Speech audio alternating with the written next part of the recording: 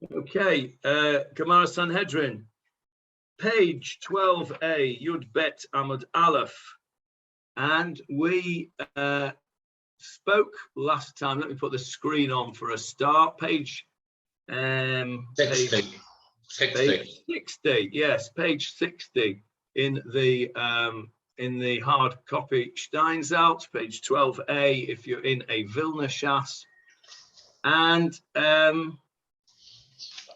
we spoke about the man from Baal Shalisha last time, and we spoke about the fact that this was a year of famine, and we proved that it was a year of famine because Baal Shalisha was the first place that grain ripens, and even so, they only brought one type of grain, which was barley. Barley being the first to ripen, and therefore that showed that even in Baal Shalisha, it was a year which was fitting to be intercalated because everything was late, and we know that this incident took place after Pesach because the Pasuk says, "Give to the people that they may eat." And of course, we know, don't we, that they weren't allowed to eat until the Omer offering had been brought. So thank you. That was the basis of the piece of Gemarah that said that in a year of famine, even if it's a year that should be intercalated because of the seasons, Beshat Hadachak, in the time of emergency, we don't intercalate. Now, just before we move on from that, I just want to reinforce an idea. And this is something that Avril and I were talking about on Sunday evening at her house. And that is that it impinges this a little bit on the idea of the Heter Mechira in Shemitah. As you will all remember, the Heter Mechira was a loophole which was employed by Rav Kook and others in the early part of the 20th century because of hardship to the farmers, that if we were to not allow them to sell their land to Arabs, or non-Jews, not necessarily Arabs, but generally speaking, it was Arabs, and carry on farming the land as it were, that wasn't theirs, a bit like selling yechomets before Pesach. If that wasn't allowed, then there would be great economic hardship, there would be great difficulty. Parnassa would be very difficult, and people would perhaps even die of hunger. So the argument goes that today we shouldn't really employ the Heter Mechira because we're not in that scenario of such terrible hardship. And Avril and I and others were discussing this on Sunday night. And in fact, it's not quite true because, of course, if you are a farmer today in Israel, life is tough. I mean, to make a living as a farmer anywhere, I'm sure Leon will tell us that it wasn't so easy in Southport all those years ago either, I imagine. Right. It's a tough gig being a farmer, and especially a farmer in Israel today who is competing against, the big conglomerates, as it were. So the argument goes that the Heter Mechira still should apply. Now, what's this got to do with our Gemarah? What we can see from this Gemarah, that based on a potential famine, a potential hardship, potential difficulty with Parnassa, with food, the Bet Din, the Sanhedrin, the Nasi, made a decision. Now, if you think about what this decision, the consequences of what this decision was, the consequence of this decision was that Pesach would be a month earlier or a month later than it would otherwise be. On this particular occasion in our Gemarah, they did not intercalate the year, even though it met all the criteria for doing so. Now, if we say it met all the criteria for doing so, and really they should have intercalated the year, that would mean Pesach would be a month later, right? Understood? Right. But they didn't, which means Pesach is a month earlier. Okay, so that's not such a terrible thing that we don't eat chametz a month before Pesach. Plenty of people don't eat chametz all the year if they've got celiac disease or what have you. There are people that don't eat any chametz, wheat-based products, if you're allergic to it. But think about the other way around. A month later, when actually, really, they should have intercalated and it should have been Pesach, it's in fact the month of Adar, because we've already had Pesach the month earlier. So on a time when really it should be Pesach, and really we shouldn't be eating chametz, we're eating chametz. And all of that falls on the shoulders of the Bet Din. And all of that falls on the shoulders of the Nasi. And they have to make a decision as to whether they're going to intercalate a year or not. So these are really momentous decisions. The punishment for eating chametz on Pesach is karet, excommunication. Your soul will be cut off, not yours, of course not. A person's soul would be cut off from its people. Similarly, of course, everything else is out of sync. Yom Kippur is not on Yom Kippur, as it were. And so, of course, this is why the calendar is so vital for us. We don't understand, we can't appreciate the importance of this Gemarah and the Gemarah in Rosh Hashana that we're learning in between Mincha and Mariv at the moment in Shul, which is talking about making the day of Rosh Chodesh, Kiddush HaChodesh, that we spoke about a little bit earlier on in our Gemarah. Because all of this is done for us now with the fixed calendar. So we don't have to worry about these things. But imagine the responsibility on the Nasi, on the president of the Bet Din, of the Sanhedrin, the Rosh Sanhedrin. He's the one, and we said it earlier on in the Gemarah, that it's his decision, basically, and his decision alone. No decision can be made without his approval. Imagine the sleepless nights that he must have before he's got to make that decision. Because on his decision hangs whether the entire Jewish people are going to keep the Torah in its proper time, b'mo'adam, or not. It's really quite an amazing thought if you stop and think about it for a moment. The responsibility that was given to this Sanhedrin and the Rosh Sanhedrin. So I just wanted to take a moment to appreciate in this Gemarah the consequences of what's going on here. They made a decision that in a time of famine, which was defined in this Gemarah here, defined as being that in Shalisha or Baal Shalisha, only the barley was ripe, and that means that it should have been a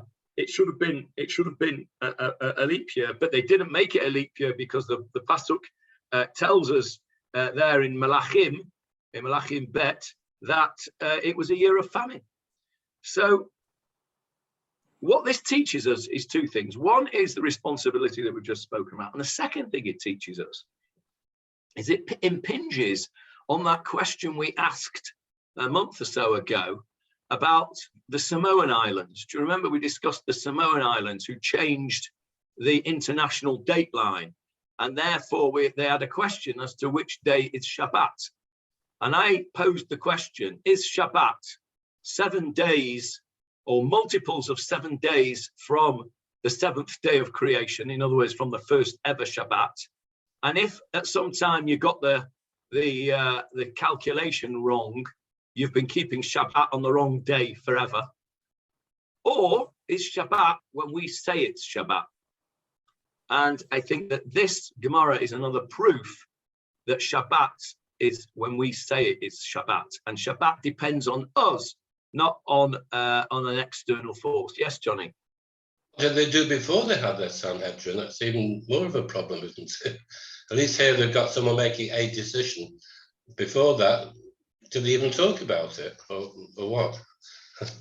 Well, they must have had some mechanism, because, as we've said, Pesach has to be in the spring. And they knew that because it says so in the Torah. So they must have had some mechanism prior to the time of the Gemarah. And remember, the Gemarah is only discussing what the Mishnah says, and the Mishnah is only written down what had gone on forever and ever and ever on an oral basis. So whether the mechanism had refined itself by the time of the Mishnah and the Gemarah, and it was a different system, I don't know. I suspect it was a similar system that had been passed down from generation, but they must have had a system. Otherwise, Pesach would do what Ramadan does, as we discussed. It would move backwards throughout the year. And within a short number of years, you'd have Pesach in the winter, and then in the autumn, and then in the summer, and then back to the spring. And we know that couldn't be.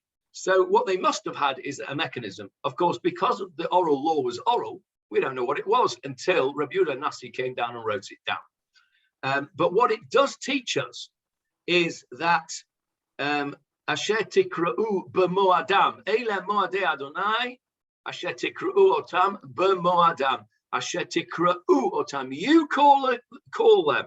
In other words, it's up to you, mankind, and in this situation, in the form of the Rosh Sanhedrin, is up to you to decide the calendar. So therefore, the holy days, the Shabbat and the festivals are dependent on man. And I think it's a very, very important point, because it means that things like Pikuach Nefesh, when there's a famine going on, what Rav Kook did, we're not meant to be martyrs to the cause. That's not a Jewish approach. Martyrdom, apart from the three cardinal sins, martyrdom is not only not required, it is forbidden. That's why the Torah says, these are the statutes of Hashem, v'chai bohem, and you shall live by them. And the Mefarshim say, v'chai bohem, v'lo metu bohem, you should live by them and not die by them. That's the origin of the laws of Pikuach Nefesh. So I just wanted to take a second before we carry on to understand the major significance of what we've just learned. It's not martyrs we had on Yom Kippur that died. Were they doing the wrong thing then? Say that again, Johnny. The martyrs on Yom Kippur that we talk about, who died, was it 13? I can't remember. Were they doing the wrong thing then? The 10 Harugei Malchus, well, they weren't given a choice. They weren't given a choice of stop eating kosher or we'll kill you. They were found teaching Torah. They were found doing mitzvot. They were convicted in a court, or I don't know if they were convicted, but anyway, the Romans got hold of them and killed them. It wasn't like the Spanish Inquisition that said, you can choose to baptize or be killed.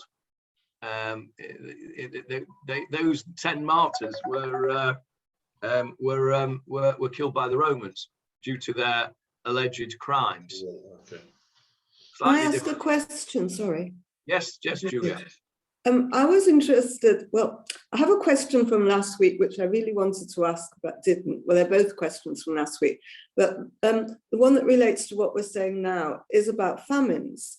Do we know specifically what constitutes a famine? How often famines came about? How long they lasted? Was it a very common occurrence? Okay. The answer to the second question is, I think it must have been a common occurrence. As we touched on very briefly last week, the Torah is replete with references to famines. And in fact, when Yitzchak goes down to Egypt because of the famine, not Yaakov and the brothers, the time before that, when Yitzchak wants to go down to Egypt, and God stops him on the way and says, don't leave the land. That parsha begins with the words saying, and there was a famine in the land. And this is a different famine to the one in the time of Abraham.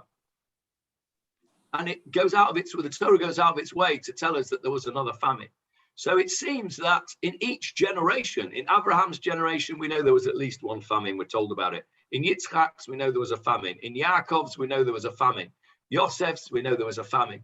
So, and here in Melachim, it's a famine. So I think that in terms of the second question is how common was it? I think it was very common, actually. And if you think about the early 20th century, even with inverted commas, modern agricultural methods of that time, it was a tough gig round here in this part of the Middle East to grow food. We know there were famines at the time of the sieges of Jerusalem. We know there was famines around the time of the sieges of Masada, etc. So I think it was a very common occurrence. Now, this first question, which is what constitutes a famine, I don't know. I suppose nowadays a recession is 3 quarters on the trot where there isn't any growth, or there is negative growth. That's the official. I think that's the official definition of a recession in modern economics. I guess they may have had some kind of similar decision. Somebody would have had to have made the decision as to say, right, we're now in official famine territory. But you can see from the Gemarah that we just learned that they took notice of it. The pasuk itself in chapter 4 of Melachim Bet, I think, if I'm not mistaken, it's verse 38, where it actually says, and it was a time of famine. So I suspect that there would have been some kind of, official declaration of a state of emergency or something like that from the authorities. I have another question, which actually is it's when we know that our year is solar and lunar, and you've said several times that the Muslims is not. Why don't they change theirs to make Eid at the same time? Or is it really something that's important to them not to have Eid at the same time every year? I think the question is really the other way around. Why do we do it? And the only reason we do it is because the Torah says Shmor et Chodesh HaAviv. Pesach has to be in the spring. Now, if Pesach didn't have to be in the spring, I don't think that we would do this. That is the driving force. Now, I'm not an expert in the Quran, but I'm assuming that the Quran does not say that Eid has to be in a particular season. If it did, I suppose they would have to do the same thing that we do. It's only because we have this duality of our festivals. Our festivals, as we've said on many occasions, run along 2 tracks. The historical track, Yetziat Mitzrayim, giving of the Torah, coming out of Egypt and living in Sukkot in the Midbar. And at the same time, it's the agricultural year, barley harvest, wheat harvest and first fruits at Sukkot, at Shavuot, and the harvest festival of gathering in all the produce at Sukkot. So we have this duality, and that duality will be lost unless we fix it in the solar calendar. Now, of course, and I tease my son about this quite as often as I possibly can. The Torah clearly does not want us to live in the southern hemisphere, because Pesach in the southern hemisphere is not in the spring, it's in the autumn. So they are not keeping the mitzvah over there in Australia of Shmor et Chodesh HaAviv. They're not keeping the Pesach in the spring, they're keeping Pesach in the autumn. So, if those of you who are really purists would not go and live in Australia, it's a bit of the same sort of idea that the very modern sha'ala, the modern question that's asked of the rabbis during Sfirat HaOmer. What do I do when I'm traveling in Sfirat HaOmer and you're meant to stay at night and you miss the night because you're traveling east? And the correct answer is don't do it. Don't travel, because you're not meant to do that. And these laws were not designed, as it were, for international travelers. So these questions of what do you do in Australia, the real answer is you don't go and live there. But that's just a by the by. Okay. The last major famine, according to what I'm reading, was in 2012, and it affected Ethiopia, where there are a lot of Jewish people living there. Would they have to change something? Or? Well, the Ethiopians have their own minhagim, which are, of course, unadulterated by 2,000 years of wandering around Eastern Europe, etc. And of course, all our halachot are based on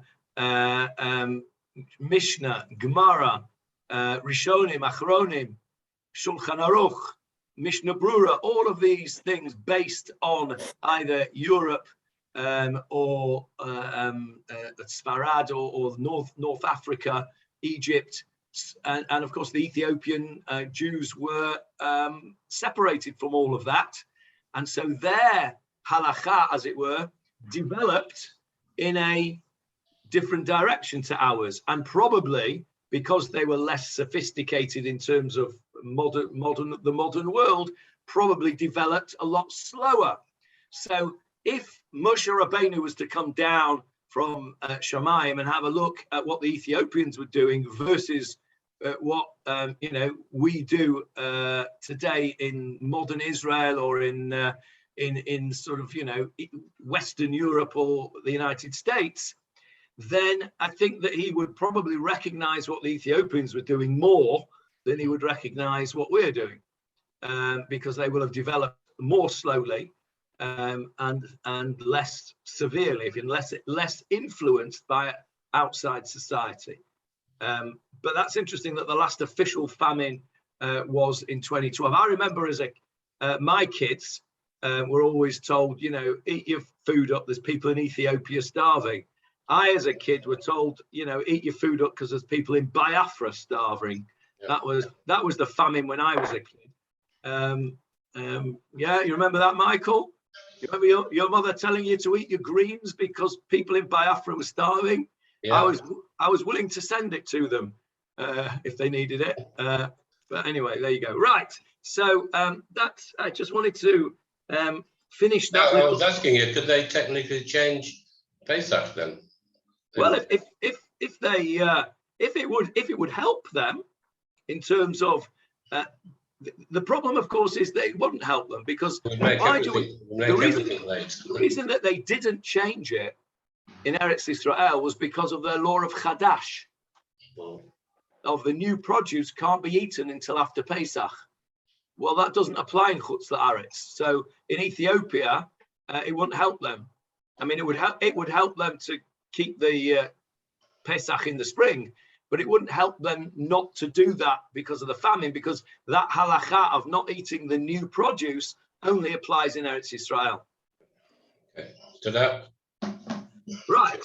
So having stopped, and I think that was definitely something that was worthwhile, because whilst it'd be quite easy just to sort of brush over that, it does have massive implications. The concepts have massive implications for our modern life. And I think that is what, to me, that is what learning Gemara should be about. It should be about learning how things developed back then and how it influences either directly or indirectly what we do today.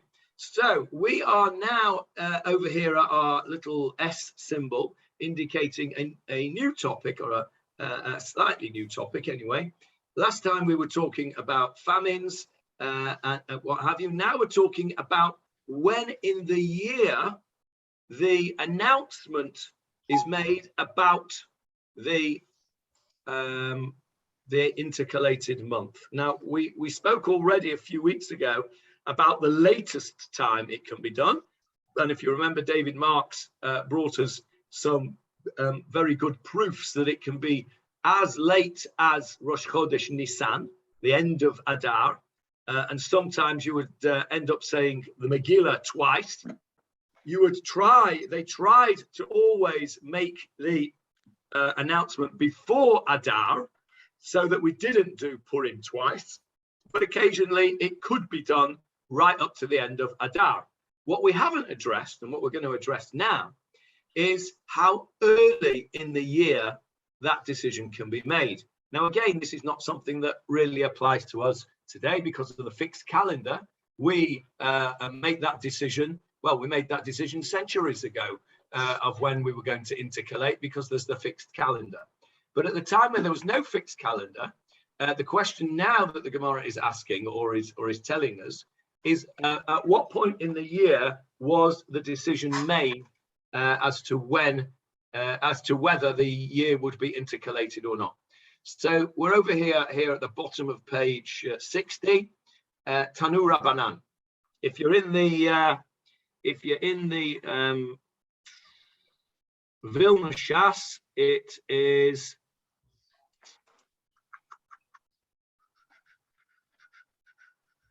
here. It is 1, 2, 3, 4, 5, 6, 7, 8, 9, 10, 11, 12 lines down, second word in. There's an abbreviation, Tafresh Tanu Rabbanan. So those of you who are in the Vilna Shas, 12 lines down, second word in. Tanu Rabbanan. The rabbis taught, Ein ma'abrin et hashana lifnei Rosh Hashana. You don't make this intercalation. You don't make this intercalation before Rosh Hashana. And we've got a little H over here in the Steinsaltz, which takes us down to halacha. And the halacha was, preferably, the court announces during the month of Adar. And as we know, early on in the month of Adar, that the year is being intercalated, and that a second Adar will precede the month of Nisan. Under exigent circumstances, the court may declare the intercalation of the second Adar as early as immediately after Rosh Hashana. But if the court drink your coffee so we can go. Before Rosh Hashana, it has no effect. That is You don't want to spend the whole day shopping. That is what the halacha is. So the court may not intercalate before Rosh Hashana. Ve'im ibruha, and if they did so, eina mu'uberet. It does not work. It does not work. And we'll ask the question why in a moment. Aval mipnei adchak, in exigent circumstances, in other words, in the time of need, ma'abrinota acha Rosh Hashana miyad. We can make that announcement immediately after Rosh Hashana. Ba'afal pichein ein ma'abrin ela Adar. But even so, even if you make that announcement immediately after Rosh Hashana, the extra month that you put in is Adar. You might think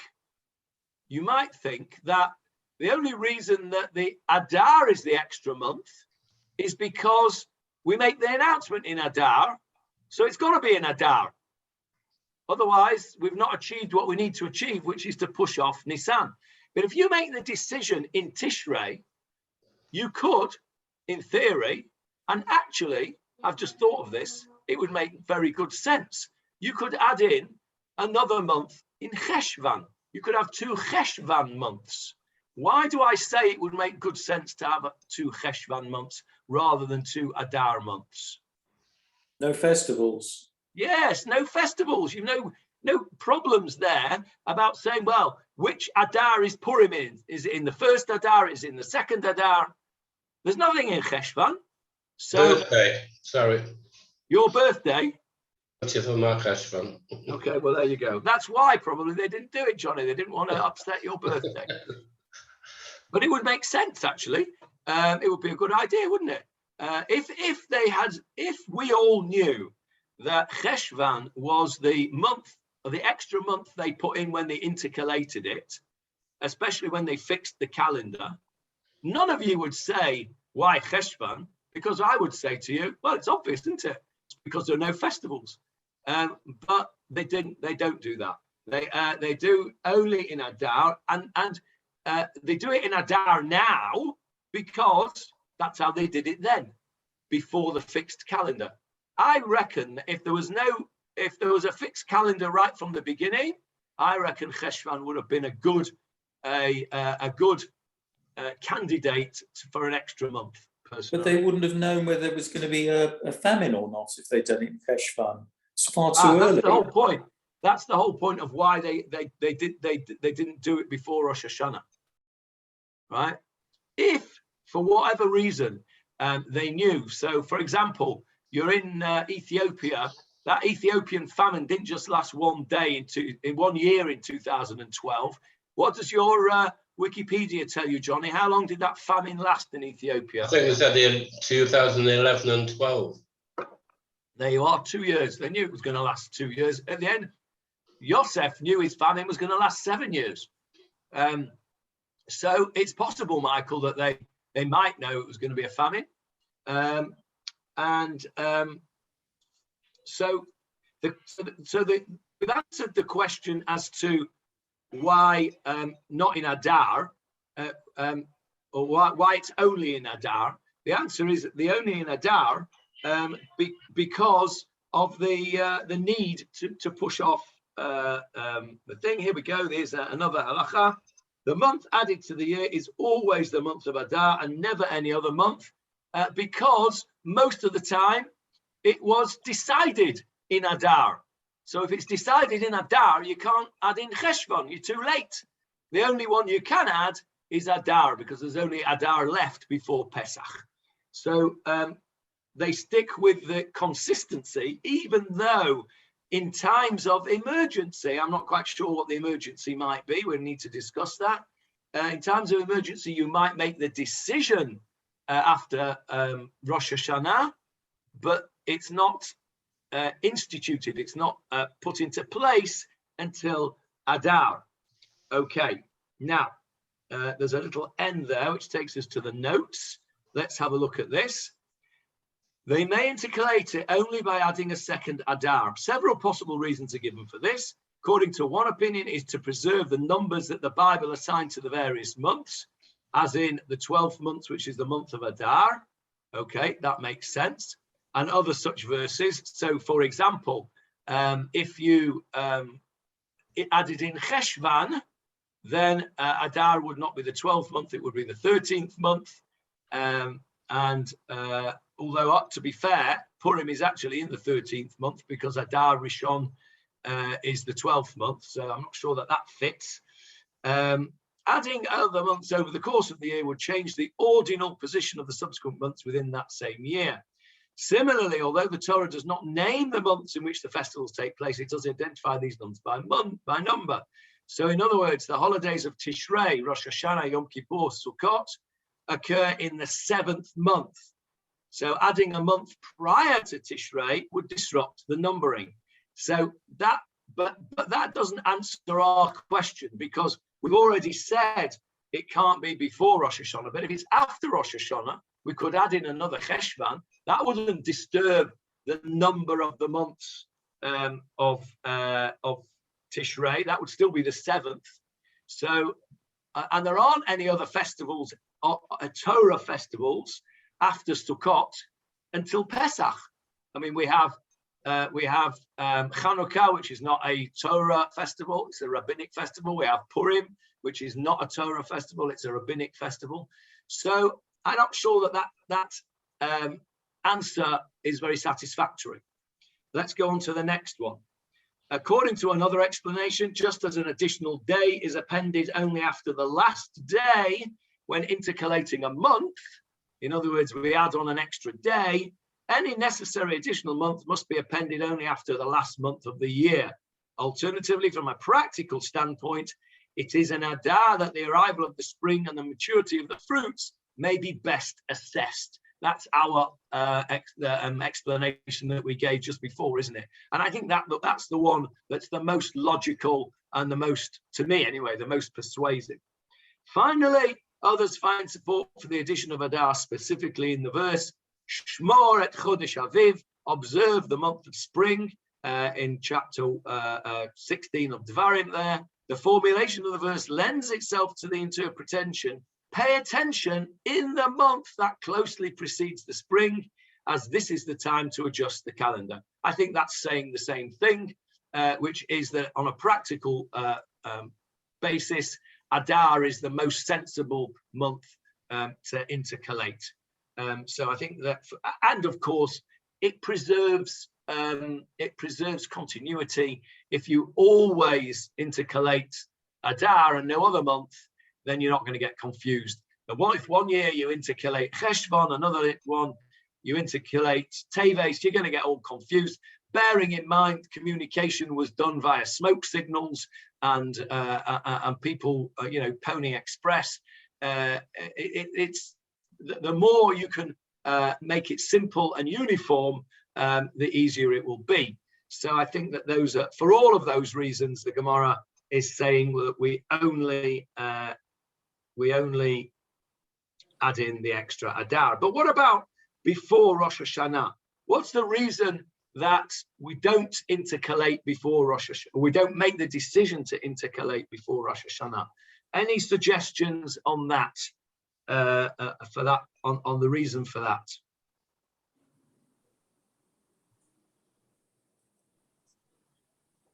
Any suggestions? Leon, what does it say in the notes? It says that people might forget because it's 6 months before Adar. Yeah, this is quite simple. I was also racking my brains to say, why? What's so special about Rosh Hashana? The notes seem to indicate here that the reason is, as Leon said, that it's a long time to remember. And of course, they can't just send a WhatsApp. Don't forget, it's Adar Rishon now, not Adar Sheni.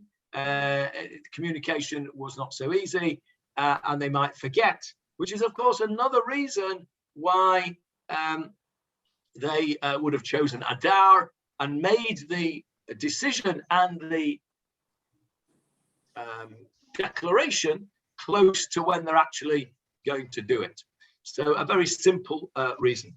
Now, the Gemarah is going to ask a question on this, and we're here on the top of page 61 now. We've got a nice picture here. That's look at that. That's impressive looking guy, isn't he? Not quite sure what the significance of the Roman soldier is. Maybe we'll come to that in a moment. Well, we will come to it in a moment. Okay, so the Gemarah asks a question. Ini. That's a famous Gemarah word, which is, it's a bit like the modern English word, in it. Ini. Is that so? Is that the case? It's a question. Hang on a minute. Is that right? Well, hang on a minute. I'm going to bring you a case, says the Gemarah, which seems to contradict what you've just said. And this is what he says. What about the case when shalchu, they sent to Rava?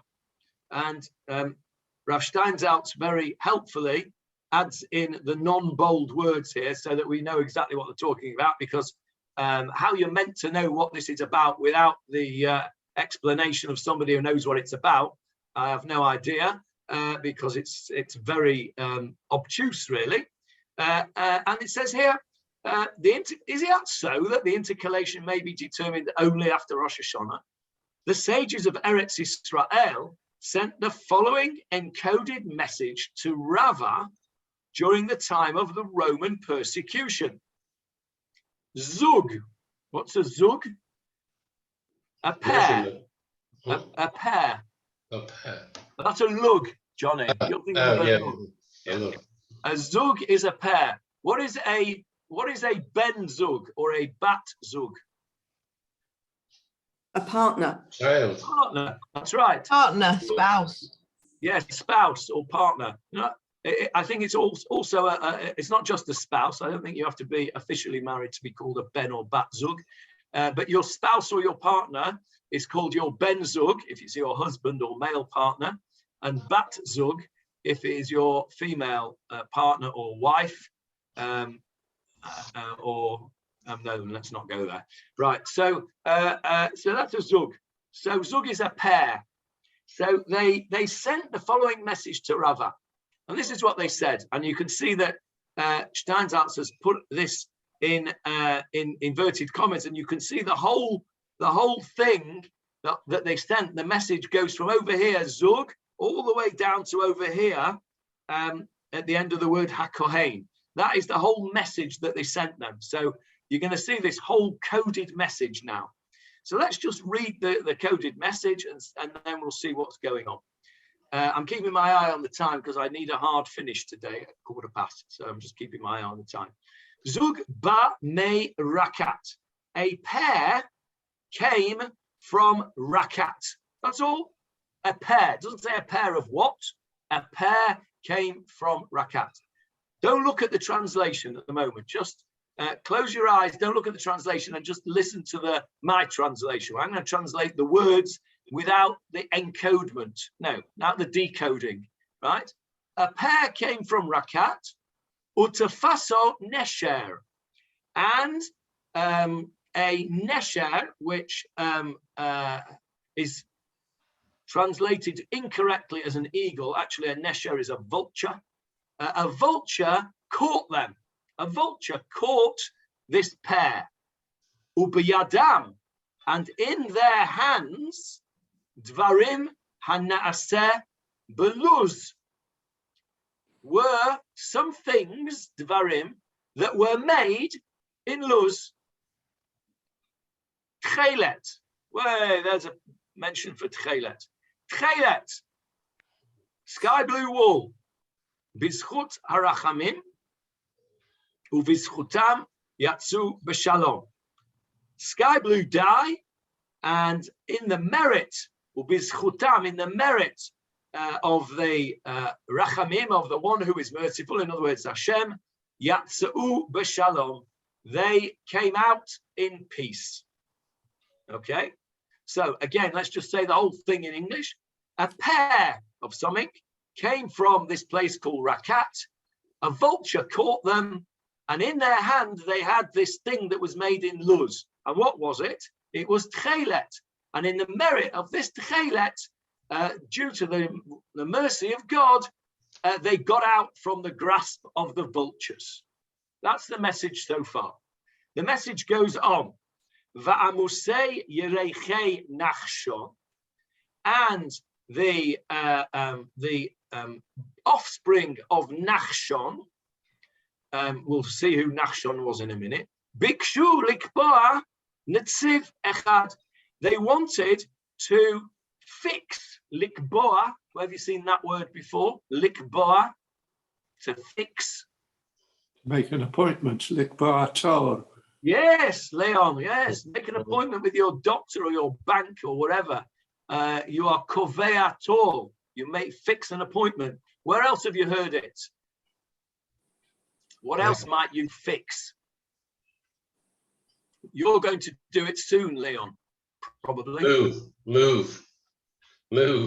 Yeah, what do you do when you move to a new place? Mezuzah. Yes, you fix a mezuzah.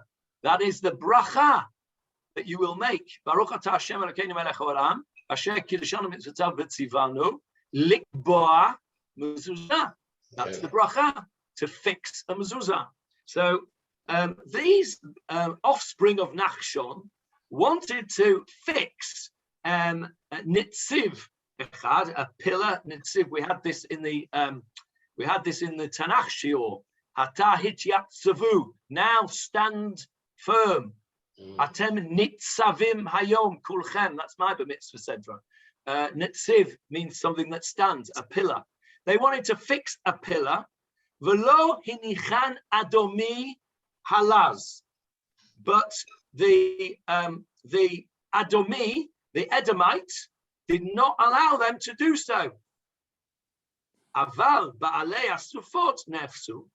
But the owners of the gathering from Musaf, the gathering, nesfu, they gathered, v'kavu lo nitziv echad, and they fixed a pillar, b'yerach shemet bo Aharon HaKohen, in the month in which Aaron HaKohen died.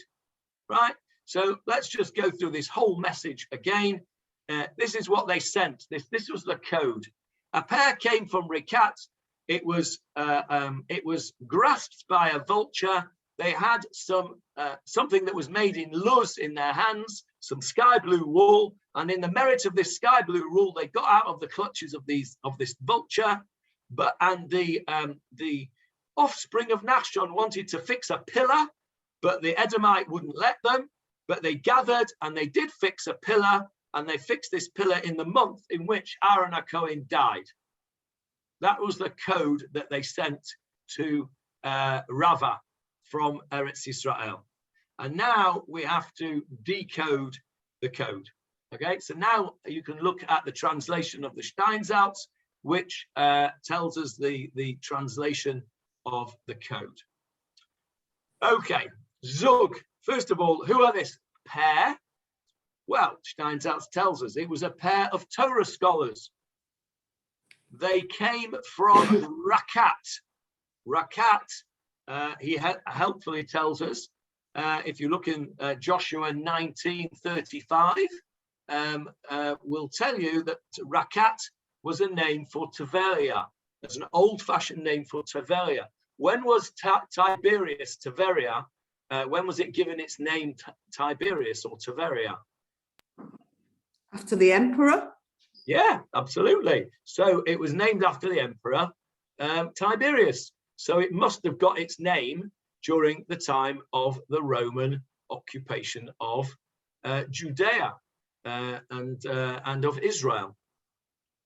Because, of course, Tiberius is not in Judea, is it? It's in Israel. It's in the northern part of Israel, with the kingdom of Israel, which was the first part of the country to be conquered by the Romans, who came from the north, remember, and in 63 CE, they conquered Gemarah and Tiberius, and then they made their way down through the country, finally destroying the temple in 70. So it wasn't called Tiberius until the time of the Romans. And before that, the biblical name for it was Rakat. Now, of course, this is code, isn't it? That's why they didn't say what this Zug was, this pair of Torah scholars. And they also didn't say Tiberius. This is code. So a pair of Torah scholars came from Tiberius. What's the significance of Tiberius? You're muted, Julia. You're muted. Tell us what you're thinking. Well, it was where all the scholars were based. Yeah, that was the center of learning at the time. I'm sure you've all been up to Tiberius. You've been up to Sipori. You'll have been to all those places up there where they have advertised Mishnaic villages, because that's where they were all busy learning there. Any of you come with us on the Tiol a number of years ago? Must be about 6 or 7 years ago. We went to one of the museums up there, and there was a film about the Tanur Shel Achnai, the oven of Achnai, where they had the famous machloket in the Beit HaMidrash, where the Bat Kol came down and said the halacha is like Rabbi Yoshua. And there was a whole video there about how the discussion was going on. Well, that was taking place in that area, in Tiberia, in Tiberius, which was called Rakat. So Julia is right. These two pairs of scholars came from Tiberius, and the code is telling us that. Why does it tell us that? Because it's telling them their credentials. These were not just nobodies coming from, Ramat Poleg. They were coming from Tiberius. They were coming from Ponovich or Gateshead or Lakewood or, one of the fancy learning places, this pair of scholars. Utfaso Nesher. And as it says here, which was the seat of the Sanhedrin in Rava's time. Okay, that's why it said that. They meant to reach the diaspora community. That's where they were going. These two messengers, this pair of scholars, were going from the Sanhedrin. What were they going to do? They were going to tell the people about the intercalation of the year. And they were on their way to, where were they on their way to? Bavel, to the diaspora. In our days, they were on their way to Europe or the United States, to the diaspora where all the Jews were. Nowadays, you just send an email or a WhatsApp, but they had to actually go. And what happened was they didn't get there. Why? They were fason nesher. They were apprehended by the eagle. Now, the eagle is the nesher, and I said the nesher is a vulture.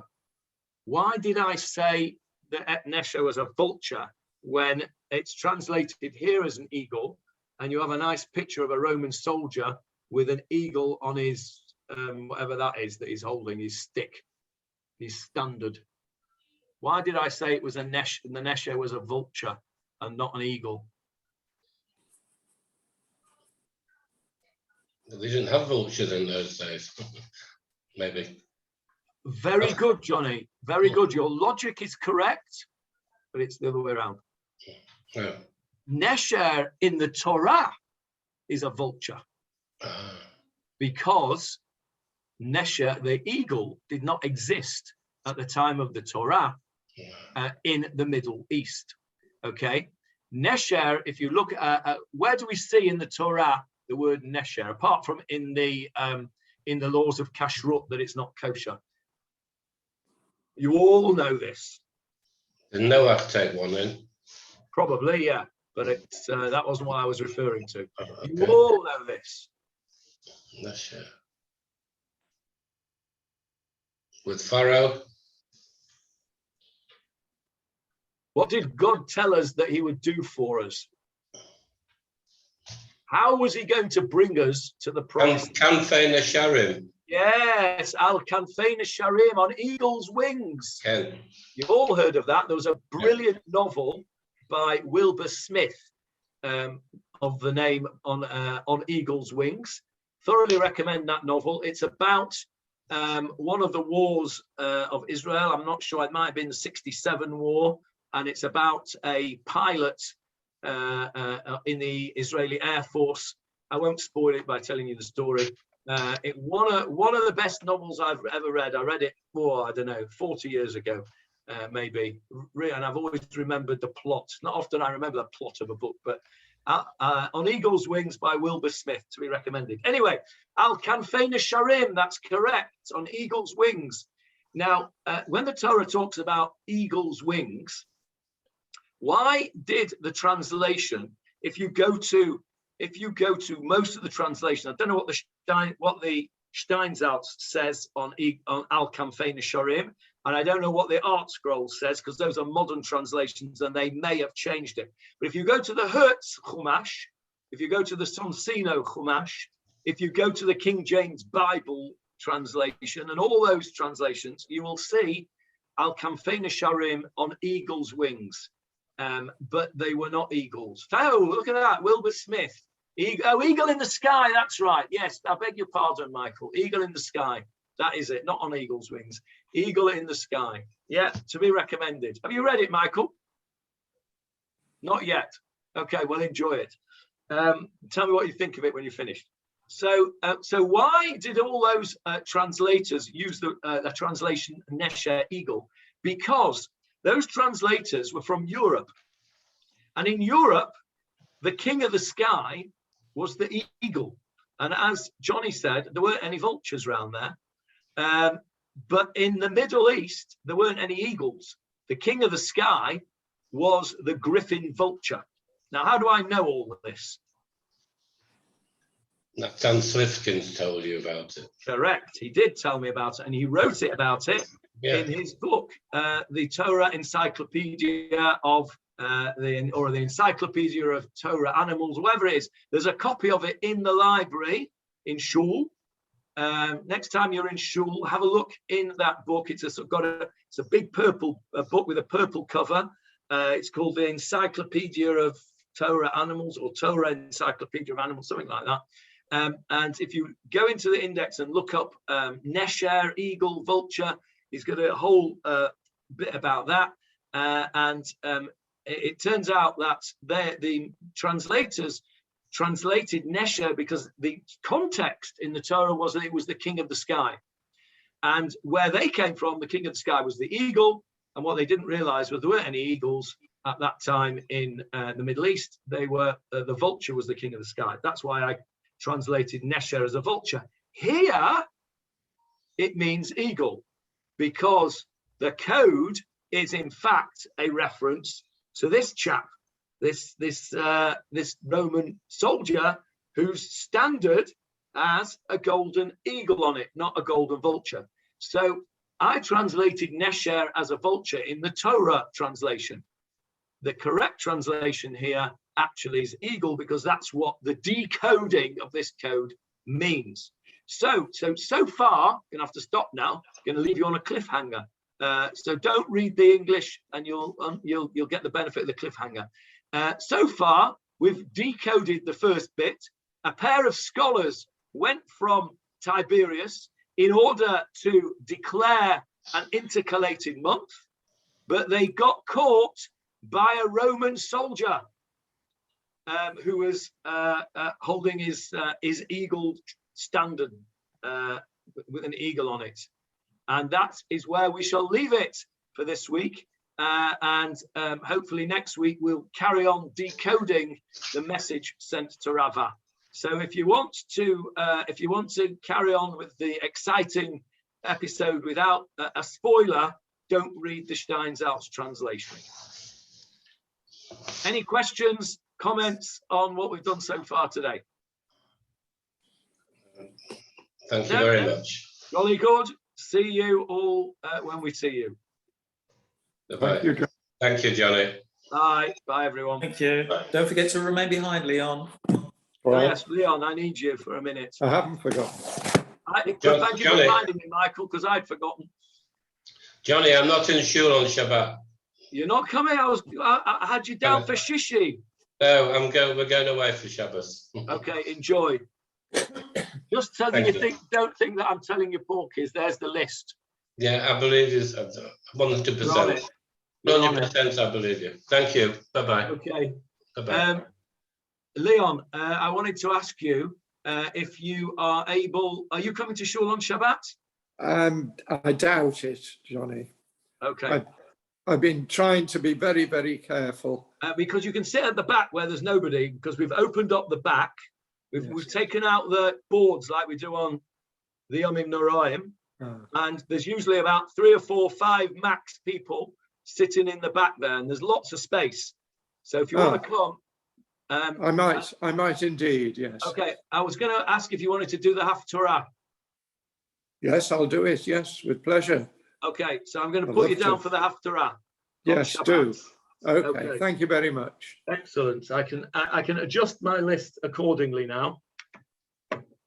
Good. So you've got something to keep you occupied for the next couple of days. Yes, indeed. All right. Thanks. Thank you, Johnny. What Okay. year?